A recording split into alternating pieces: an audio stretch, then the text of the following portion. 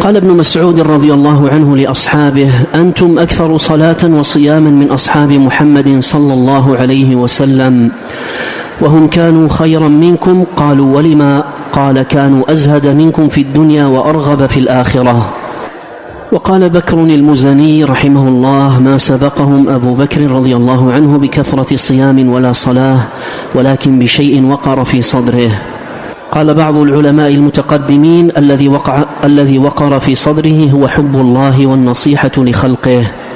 وسئلت فاطمة بنت عبد الملك زوجة عمر بن عبد العزيز رحمه الله بعد وفاته عن عمله، فقالت: والله ما كان بأكثر الناس صلاة ولا بأكثرهم صياما، ولكن والله ما رأيت أحدا أخوف لله من عمر. لقد كان يذكر الله في فراشه فينتفض انتفاض العصفور من شدة الخوف، حتى نقول: ليصبحن الناس ولا خليفة لهم.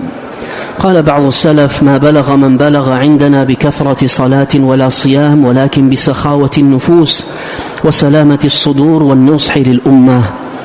ونص كثير من الأئمة على أن طلب العلم أفضل من صلاة النافلة، وكذلك الاشتغال بتطهير القلوب أفضل من الاستكثار من الصوم والصلاة مع غش القلوب ودغلها.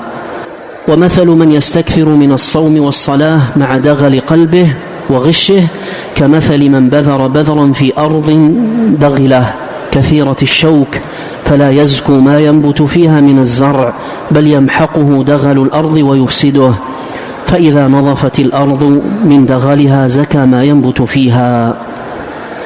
رزقنا الله أجمعين العلم النافع والعمل الصالح، وأصلح قلوبنا وهدانا إليه صراطا مستقيما.